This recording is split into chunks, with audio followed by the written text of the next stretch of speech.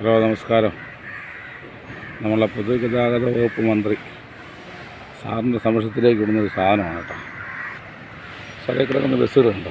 ഏതാണ്ട് 10-20ഓളം ബസ്സുകൾ ഇപ്പോൾ അങ്ങോട്ട് കിടക്കണുണ്ടല്ലോ, എല്ലാം പൊളിച്ചക്കെട്ടേക്കുക. ഏതാണ്ട് 10-20ഓളം ബസ്സുകൾ ഇങ്ങനെ കാട് കയറി തുരുമ്പെടുത്ത് നശിച്ചു പോകുകയാണ്. സാറേ, ഇതിന് വല്ലതും ചെയ്യാൻ പറ്റുമോ സാറേ? ഇതിലെന്തെങ്കിലും ഒരു നടപടി ഉണ്ടാവുമോ സാറേ? ഈ കാണുന്ന ഞാൻ എൻ്റെ വീഡിയോ ഫേസ്ബുക്കിലും യൂട്യൂബിലും അപ്ലോഡ് ചെയ്യും.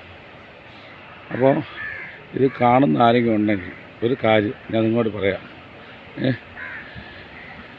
ഇങ്ങനെ കിടന്ന് നശിച്ചു പോകാനാണോ നമ്മുടെ കയ്യിൽ നിന്ന് ടാക്സും പെർമിറ്റും അതും ഇതൊക്കെ വാങ്ങിച്ച് ഇവർ ഈ വണ്ടികളിങ്ങനെ നശിപ്പിക്കുന്നു? അപ്പം KSRTCയുടെ മന്ത്രി, അതായത് ഗതാഗത വകുപ്പ് മന്ത്രിയോടാണ് ഞങ്ങളുടെ ചോദ്യം. സാറേ, ഈ വണ്ടികളൊക്കെ എന്തെങ്കിലും ചെയ്തെടുക്കുമോ? നിങ്ങൾ നന്നാക്കി എടുക്കുമോ, അല്ലെങ്കിൽ പൊളിച്ച് ആക്രിക്ക് എടുക്കുക, എന്തെങ്കിലും ചെയ്ത് ഇങ്ങനെ തുരുമ്പിച്ചൊക്കെ നശിച്ചു പോയി കഴിഞ്ഞാൽ ആർക്ക് വിലയും കിട്ടില്ല. അല്ലെങ്കിൽ ഇതിൻ്റെ സാധനങ്ങൾ പാഴ്സുകൾ ഇളക്കി പണിതാൽ അതും നമുക്ക് ഉപകാരമാവും. അപ്പോൾ എന്തെങ്കിലുമൊക്കെ ചെയ്യണം സാറേ. ഇതിങ്ങനെ കിടന്ന് നശിപ്പിച്ച് കളയരുത്. ഇത് കേരളത്തിലെ ഒരു താമസക്കാരനാണെന്ന് ഉള്ള ഒരു ഉത്തമ ബോധത്തിലാണ് ഞാൻ എത്തുന്നത്, കേരളത്തിൽ ജീവിക്കുന്ന ഒരാളായിട്ട്. അപ്പോൾ ഈ കണ്ട വീഡിയോ നിങ്ങൾ മനസ്സിലാക്കണം. നമ്മുടെ കുറേ വാഹനങ്ങൾ ഇങ്ങനെ കിടന്ന് നശിച്ചു പോവുകയാണ്. ഇത് ഇവിടെ മാത്രം, ഇത് കാട്ടാക്കട ഡിപ്പോയ്ക്കകത്താണ്. അപ്പോൾ ഇതേപോലെ പല ഡിപ്പോയ്ക്കകത്തും ഇതുപോലെ വാഹനങ്ങൾ കിടക്കും, മനസ്സിലായില്ലേ? അപ്പോൾ അങ്ങനെയുള്ള വാഹനങ്ങൾ എന്തിനാണ് ഇങ്ങനെ കേട് പിടിപ്പിച്ച് നശിപ്പിച്ച് കളയുന്നത്? ഒന്നുകിൽ ഇതിനെ ആക്രിക്ക് കൊടുക്കുക, അല്ലെങ്കിൽ ഇതിനെ പുതുക്കി പണിത് പുതിയ വണ്ടികളായിട്ട് നിരത്തിറക്കുക. അതിൽ എത്ര ഇതൊക്കെ മണ്ണൊക്കെ തന്നെ, അതിൻ്റെ ആ വീലൊക്കെ മണ്ണ് മൂടി.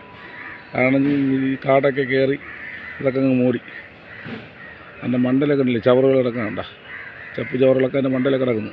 എത്രയോ വർഷമായെന്ന് നോക്കുന്നത് കൊണ്ടിട്ട്. വണ്ടിയുടെ നമ്പർ KL 50 9020. ഇതാണിപ്പോൾ ആദ്യം കണ്ട വണ്ടി. പിന്നെ അങ്ങോട്ടുള്ള വണ്ടികളുടെ നമ്പർ അറിയാം, കാരണം ഞാൻ മറ്റൊരു പ്രോപ്പർട്ടിയിൽ നിന്നുകൊണ്ടാണ് ഈ വീഡിയോസ് എടുക്കുന്നത്. അപ്പോൾ അതുകൊണ്ട് ഇതിനൊരു പരിഹാരം ഉണ്ടാക്കണം. ഞാനുണ്ട് ഈ വരിയിൽ ഇങ്ങനെ തന്നെ അങ്ങറ്റത്ത് കിടക്കുന്ന വണ്ടി എന്ന് പറയുമ്പോൾ ഒത്തിരി ദൂരെ കിടക്കുക. ഒരു വലിയൊരു ഗ്രൗണ്ടാണ്, ഗ്രൗണ്ട് നിറച്ച് വണ്ടി കിടക്കുക.